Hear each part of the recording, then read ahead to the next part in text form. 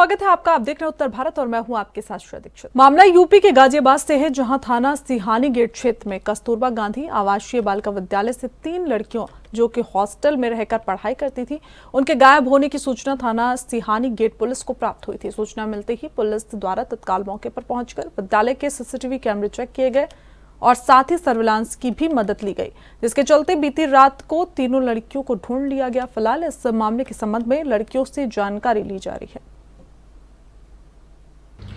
कस्तूरबा गांधी आवासीय बालिका विद्यालय से आज सुबह करीब 5 बजे 3 लड़कियां गायब हो जाती हैं, जो वहाँ हॉस्टल में रहती थी, पढ़ाई करती थी।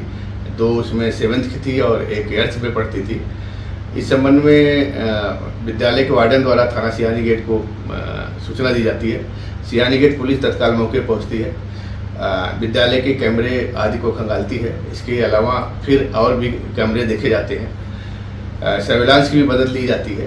तो अब ये तीनों लड़कियां पुलिस की जो तलाश हुई है उसमें तीनों लड़कियां आ गई हैं, मिल गई हैं और इनसे इनके जाने के संबंध में इनसे पूछताछ कर जानकारी ली जा रही है। और उत्तर प्रदेश के डिप्टी सीएम ब्रजेश पाठक आज शाहजहांपुर पहुंचे। उन्होंने प्राथमिक स्वास्थ्य केंद्र का निरीक्षण किया और स्वास्थ्य विभाग के अधिकारियों के साथ समीक्षा बैठक की। यहां वो विनोबा भावे की जयंती समारोह कार्यक्रम में भी शामिल हुए। इस दौरान उन्होंने राहुल गांधी के विदेश में दिए गए भारत विरोधी बयान पर तीखा हमला बोला। उन्होंने कहा कि विदेश में भारत के खिलाफ बोलना राहुल गांधी की पुरानी आदत है, उन्हें देश की जनता कभी माफ नहीं करेगी। इस दौरान उन्होंने ये भी कहा कि उत्तर प्रदेश में स्वास्थ्य व्यवस्थाएं बेहतर हुई हैं। Deputy CM Brajesh Pathak helicopter से रिलायंस हेलीपैड पर पहुंचे थे।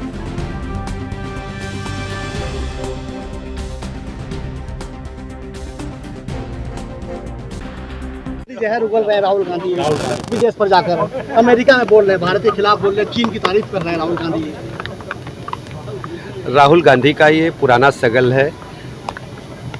देश के बाहर जब भी वो जाते हैं देश के खिलाफ ही बात करते हैं और प्रदेश की जनता, देश जनता अच्छी तरह कांग्रेस पार्टी को समझ चुकी है और आने वाले समय में कांग्रेस पार्टी को देश की जनता कभी माफ नहीं करेगी। सर, रेलवे ट्रैक पे लगातार जिस तरह सिलेंडर और पेट्रोल मिल रहा है, क्या मंशा है, क्या हो रहा है? आप जान रहे हैं कि इसकी जांच चल रही है और जो भी इसमें शामिल होगा उसको कड़ी से कड़ी सजा। क्योंकि बरसात का मौसम है, इसके तुरंत बाद जो मच्छर जनित रोग हैं जैसे डेंगू, मलेरिया तेजी के साथ आगे बढ़ते हैं, उनके नियंत्रण के लिए काम करने के लिए कहा है और सघन अभियान चला करके ऐसे मरीजों को चिन्हित करके तत्काल उनको दवाई उपलब्ध कराई जाए और ऐसे मरीज अगर आते हैं तो उनके लिए बेड भी आरक्षित किए जाएं। जो डेंगू मलेरिया के बरसात के बाद सामान्यतः मरीज आते हैं उसकी तैयारी करने।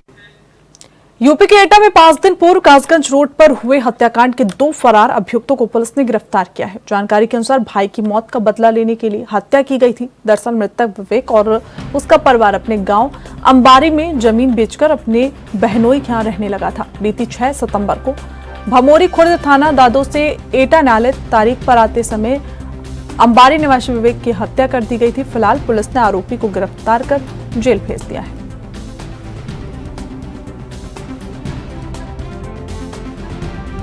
थाना कोतवाली देहात पर दिनांक 6/9/24 को सूचना प्राप्त हुई कि एक व्यक्ति की हत्या कर दी गई है। इस सूचना पर थाना कोतवाली पुलिस तत्काल घटनास्थल कासगंज रोड पर पहुंची। देखा तो एक व्यक्ति मृत अवस्था में पाया गया था। जानकारी करने पर पता चला कि इस व्यक्ति की पहले टक्कर मारी थी और टक्कर मार के फिर गड़सा और उसे बांका से काटकर हत्या कर दी गई। इस सूचना पर मुकदमा थाना कोतवाली देहात में पंजीकृत कर लिया गया तथा अभियुक्तों की तलाश की गई। अन्य वैधानिक कार्रवाई की गई। कल रात 10:30 बजे के बाद इसमें से नामजद 2 अभियुक्त को गिरफ्तारी की गई है थाना पुलिस द्वारा। आज इसको जेल भेजने की वैधानिक कार्रवाई की। आज यूपी के डिप्टी सीएम ब्रजेश पाठक ने शाहजहांपुर दौरा किया। इस दौरान डिप्टी सीएम ने सामुदायिक स्वास्थ्य केंद्र का निरीक्षण भी किया। आपको बता दें कि स्वास्थ्य अधिकारियों के साथ समीक्षा बैठक की। इस मौके पर पत्रकारों से वार्ता करते हुए डिप्टी सीएम ने राहुल गांधी पर निशाना साधा। राहुल के विदेश में भारत विरोधी बयान देने पर उन्होंने नाराजगी जताई और कहा कि राहुल को जनता कभी माफ नहीं करेगी। राहुल गांधी का ये पुराना सगल है। देश के बाहर जब भी वो जाते हैं देश के खिलाफ ही बात करते हैं और प्रदेश की जनता, देश जनता अच्छी तरह कांग्रेस पार्टी को समझ चुकी है और आने वाले समय में कांग्रेस पार्टी को देशी जनता कभी माफ नहीं करेगी। सर रेलवे ट्रैक पे लगातार जिस तरह सिलेंडर और पेट्रोल मिल रहा है, क्या क्या मंशा है, क्या हो देखिए, रहा है? आप जान रहे हैं कि इसकी जांच चल रही है और जिला अस्पताल में ऑपरेशन के लिए मरीज से डॉक्टर वार्ड बॉय ने 20,000 की मांग की। रमेश की पत्नी बबीता ने पोर्टल पर आईजीआरएस के द्वारा हड्डी सर्जन डॉक्टर शोभित वार्ड बॉय के विरुद्ध शिकायत की। स्वास्थ्य विभाग से में खलबली मच गई। अधिकारियों ने संज्ञान लिया और जांच के निर्देश दिए। 3 महीने पहले 40 साल के रमेश के एक्सीडेंट में टांग टूट गई थी। ऑर्थो सर्जन डॉक्टर शोभित की देखरेख में इलाज चल रहा था। एक्सीडेंट के दौरान घायल अवस्था में जिला अस्पताल में भर्ती कराया गया। इलाज करने के बाद 20,000 रुपए की मरीज से डॉक्टर द्वारा वार्ड बॉय से डिमांड की गई। ये मामला थाना सिविल लाइन इलाके के जिला अस्पताल का है। तो क्या किस तरह का मामला था वो पूरा और क्या एक्शन लिया गया? एक संविदा कर्मचारी की शिकायत थी कि उसने 20,000 रुपए की डिमांड की थी किसी मरीज से। तो उसका जैसे ही बयान आया तो उसके लिए उचित कार्रवाई कर दी गई है। किस तरह का एक्शन हुआ है मैम उसमें भी? उसकी एजेंसी को सूचना दे दी गई है, उसकी सेवाएं समाप्त कर दी गई।